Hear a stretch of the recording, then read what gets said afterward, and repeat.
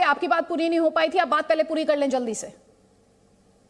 अदिति जी, Congress party का official stand ये है कि कांग्रेस पार्टी सुप्रीम कोर्ट के इस फैसले का स्वागत करती है, वेलकम करती है।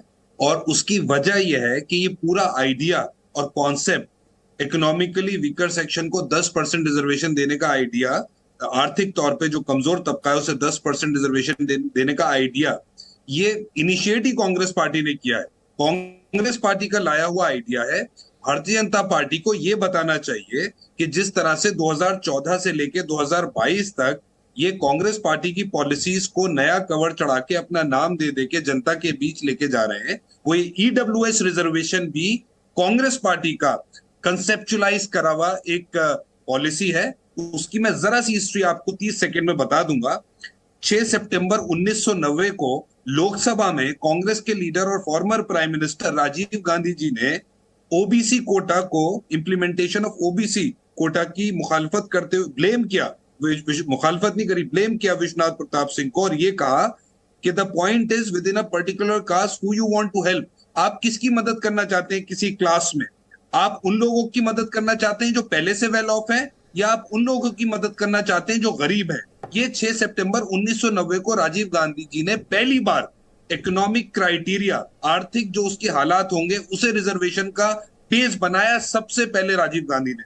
उसी के सब्सिक्वेंटली 25 सितंबर 1991 को, एक साल बाद, prime minister PV Narasimha Rao की सरकार ने एक नोटिफिकेशन इशू किया जिसमें 10% ईडब्ल्यूएस रिजर्वेशन दिया, जो सुप्रीम कोर्ट में चैलेंज हुआ और इंदिरा सोहानी की जजमेंट में वो अनकॉन्स्टिट्यूशनल माना गया। और सुप्रीम कोर्ट ने कहा कि a backward class of citizen can not be exclusively identified by the economic criteria.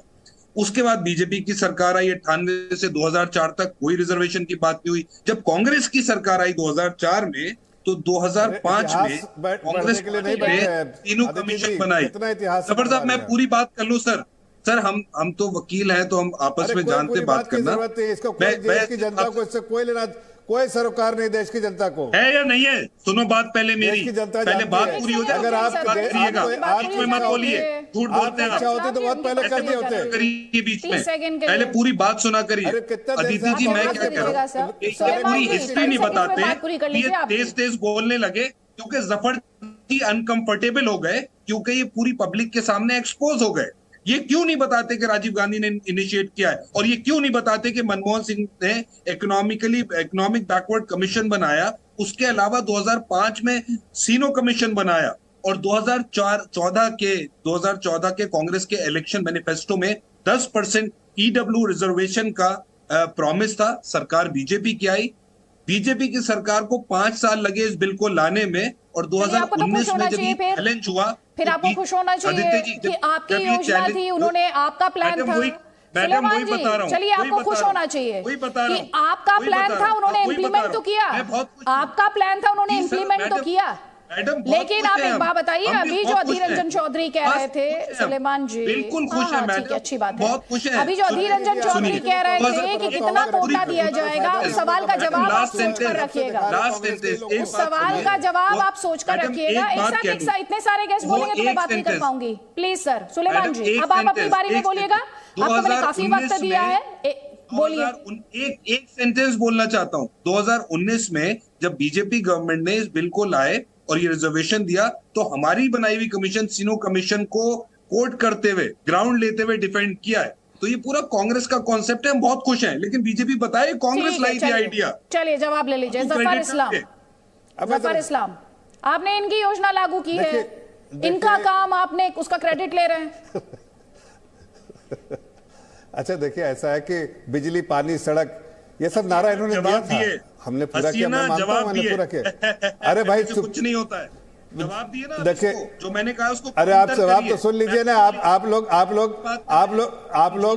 के पास कुछ कहने को नहीं, तो ये कि मेरा ये था, वो कर। झूठी पार्टी। आदित्य जी, आप मुझे रोक रही थी, इनको नहीं रोक रही है, क्या है? खान जी, इस तरह से मैं बात कौन सा तमाशा हो रहा है कि आप सिर्फ कांग्रेस के प्रवक्ता और कांग्रेस के लोगों को बोलने पिछले 20 मिनट से 25 मिनट से उनको ही सुन रहा हम लोग।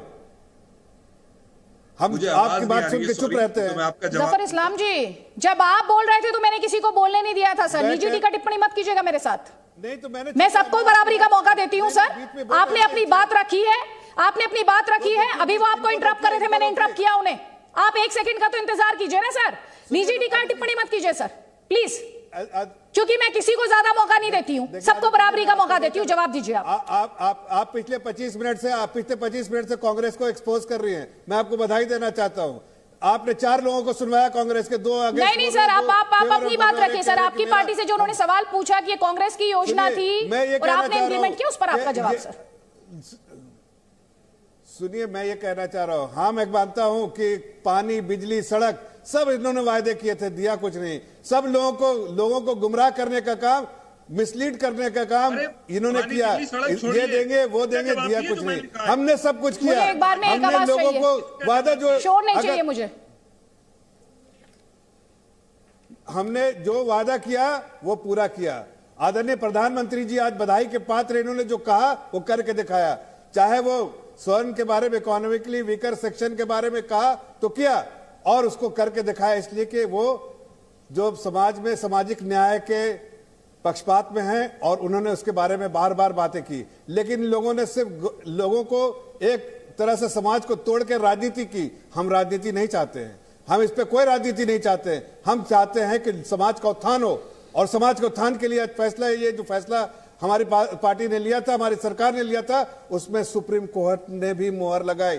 अब ये कहेंगे मेरा डिसीजन था। अरे भाई, आपका प्लान था, आपका ये पूरा स्ट्रेटेजी था, तो पूरा कर लेते। आप 10 साल सरकार थी तो कहां गए थे? आप कहां थे सरकार में? हमारे स्ट्रेटेजी थी, हमारा प्लान था, हमारा सोचा हुआ था। आपकी सोच तो हम ठीक है इंप्लीमेंट कर रहे हैं, मानते हैं, हमने काम किया ना। आपने तो सोचा, हमने काम किया।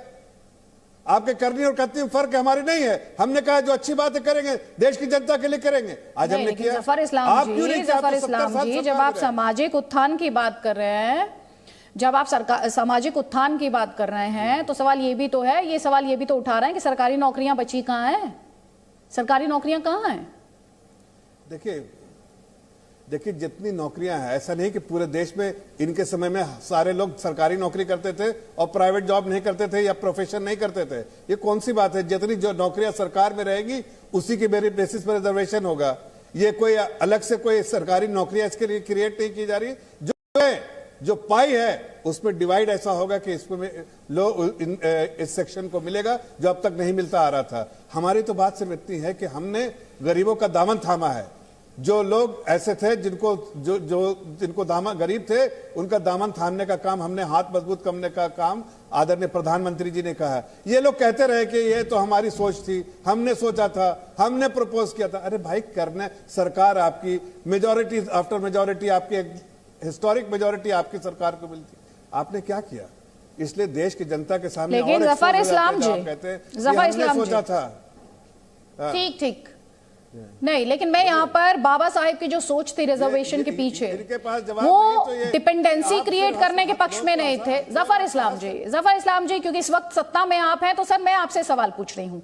बाबा साहेब की सोच ये थी कि एम्पावर किया जाएगा, सशक्तिकरण किया जाएगा, और फिर धीरे धीरे से खत्म करने की सोच थी। यहां खत्म कहां हो रहा है? यहां तो बढ़ता चला जा रहा है। जो थोड़ी देर पहले मैं सवाल उठा रही थी कि इसकी बाउंड्री कहां है, इसकी सीमा कहां पर तय करेंगे आप? देखिए, मैं इसका जवाब देता हूं। मैं आपकी बात से सहमत हूं। ये बाबा जी, जब अंबेडकर साहब ने जब सोचा था, उसके बाद सरकार में कौन था? किसने इस सरकार को उतने साल तक समाज का उत्थान नहीं किया? इनकी सरकारों ने। हम तो अभी आए हैं, हमें तो सरकार समाज का उत्थान करना है। ये सवाल तो आप उनसे पूछिए जिनकी 70 साल सरकार थी। हमें तो इस हालत में सोचा दिया है देश को, जहां गरीब आदमी का पूछने वाला कोई नहीं था। एक ऐसा शख्स आदरणीय प्रधानमंत्री जी के रूप में जो गरीबों का मसीहा बन गया है, इसलिए गरीबों की चिंता करने वाले हैं। हमने गरीब आदमी का दामन थामा है, हाथ। सर, यहाँ पर जो बड़ा सवाल है, सिर्फ बड़े बड़े लोग, जो बिग क्वेश्चन है, ठीक है सर।